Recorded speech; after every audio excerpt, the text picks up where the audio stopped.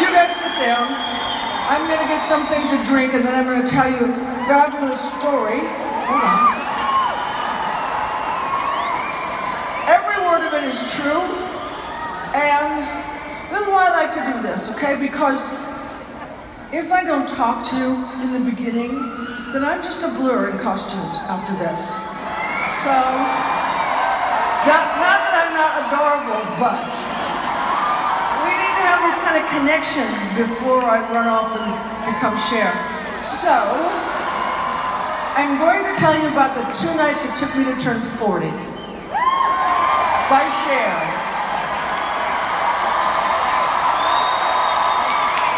Okay, so it was May 19th, and I was in New York at my favorite nightclub, Heartbreak, and I was sitting with my best friend, Polly, and we were sitting on these red leather banquette things, you know, they're kind of round, and they have a high part, and they have the low part where you're supposed to sit, but we weren't sitting there. We were kind of sitting perched on top of the little top part, and we were kind of perched like, not really, but kind of like High Sailor in town, but we were a little bit like that, a little bit cheap.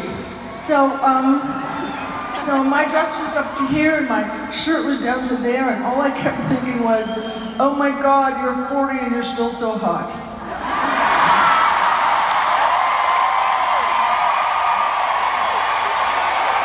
Yeah. I was kind of a superficial flirting. Anyway, well look, I was just about to do Moonstruck with Nicky Cage. And he was 21 and I was 40, and I looked better.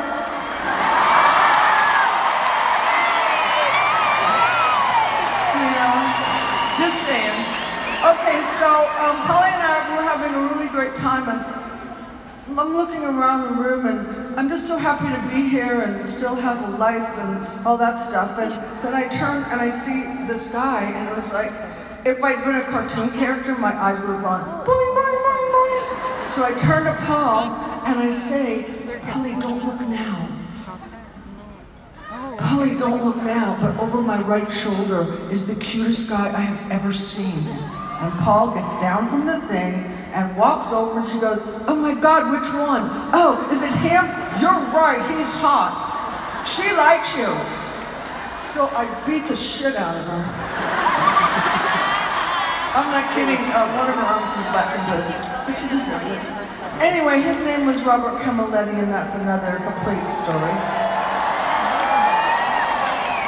So all night long we flirted, and then nothing happened, and we were ships in the night, and blah, blah. And so I went home. I got bored, and I went home.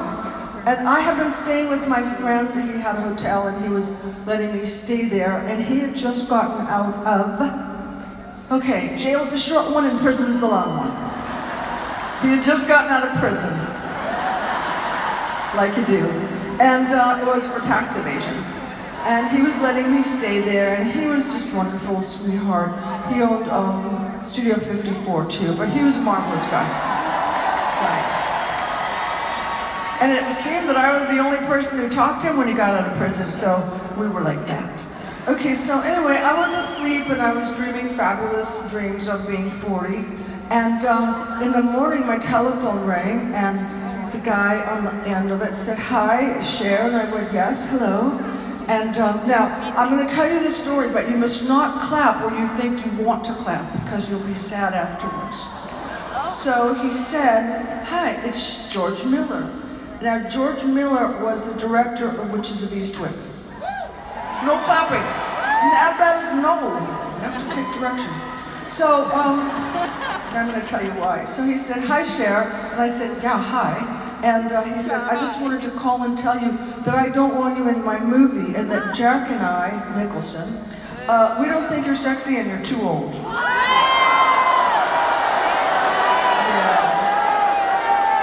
How's that for the first thing on a 40 morning, okay? It was like, good morning, 40. But it was terrible, because I really wanted that movie so much, and tears started to pour out of my eyes. They were streaming down my cheeks. I was so upset. And usually in Hollywood, if somebody insults you, they just insult you and they hang up. but he was from Australia, and he didn't get the memo. So, anyway, he just kept going on and on about the things he didn't like about me, and he said, I don't like your walk, and I don't like the way you talk, and I hate the way you laugh, and he kept going on and blah, blah, blah, and finally I said, okay, look, motherfucker.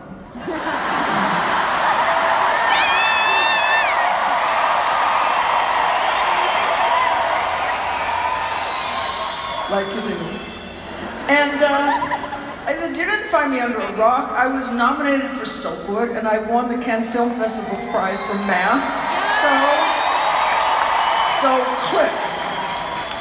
But there were still tears pouring down my cheeks, and I was really upset, and I was sobbing, and then all of a sudden I thought, oh my God, these are fantastic tears. There's the tears that actresses pray for. I mean, you just have these tears streaming down your face. You don't have to make like a squinchy face or anything, and if you look kind of down like that, you look like a Madonna. Not the blonde one, the real one. So anyway, and then I just thought, you're crazy and I'm not talking to you anymore. So at that moment, my kids came in with a cake and 2 bellboys, and they came in and they were singing, you know, happy birthday to you, happy birthday to you, happy birthday dear mom, happy birthday to you. And then they looked at me and then they said, Mom, you're crying. Why are you crying, Mom? What's the matter? Why are you crying? It's your birthday. And I said, well, because sometimes when women are very happy, when they're just so excited they're about to burst, they cry from happiness. And they bought it. Okay, now go run along and we'll have the cake later. Okay, so, oh hell, I forgot something. I usually go here when I do that. So I told you I was staying at my friend's hotel, and I owed him $28,000 and I didn't have it. Now I have one more. If I forget one other, I'll be over with you. Okay, so this is not going to make sense, but just go with me because it'll make perfect sense in a few minutes. Since the David Letterman show had started, they had wanted me to be on it, and I never wanted to. Okay, now we have everything. We have all your information. Okay, so 3 days before my birthday, David Letterman's show called and said, how would you like to spend your birthday with Dave? And I said, I'd love to, for $28,000.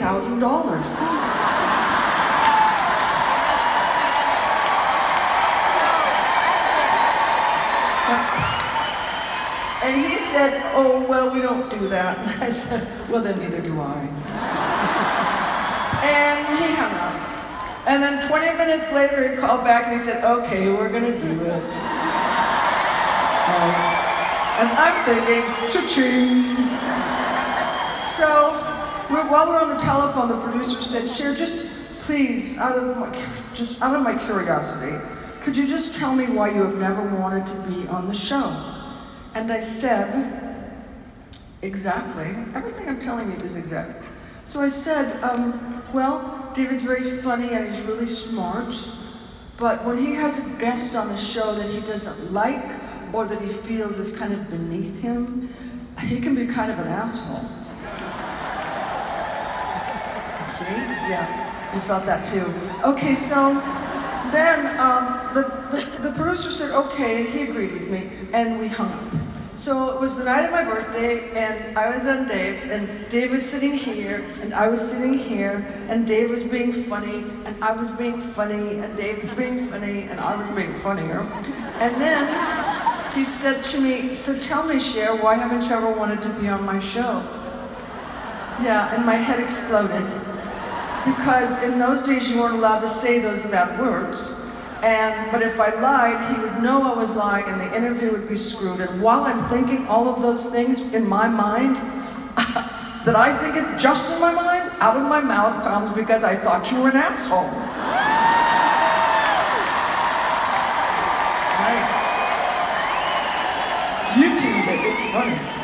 So anyway, he said that he was traumatized for 5 years, and I believe him.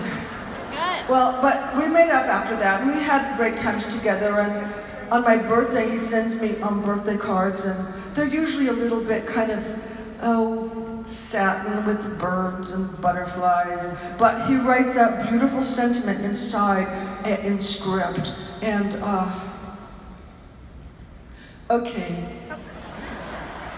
Script is a thing we used to do. Right. It was beautiful, and you're never gonna need it. Okay. But so at the bottom of this beautiful card was a P.S. and he said, P.S. My mom always liked Sunny better. Yeah. I think he's still harboring, I don't know. So anyway, that was then, and I was 40, and this is now, and I'm not. And I always hate to tell people my age because I don't like it. I was gonna say something else, but that's the truth. So, but I want to say something to the women, and men just hang out. So, what I want to say to the young women, and I always go here, like there's only young women here. To the young women, I want to say, you have to have a dream of some sort, okay? And it can change. You know, like I'm a bumper car. If it doesn't work, I just go like this and go back and I find something else. But just don't let anybody make fun or take your dreams away. Just keep them and do them, okay?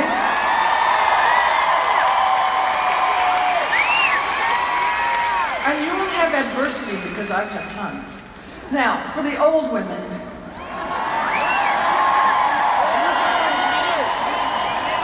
I'll be really upset if you guys aren't still kicking ass. Okay? Because that's what we do. That's what women do. We're just cool. Sorry, guys. All right, so I'm 73.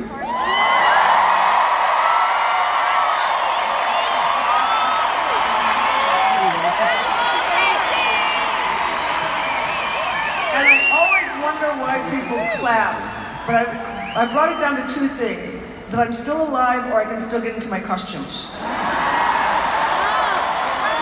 Okay, so now we're gonna start this little extravaganza, but I just have one thing to say before we start, and that is, what is your granny doing tonight?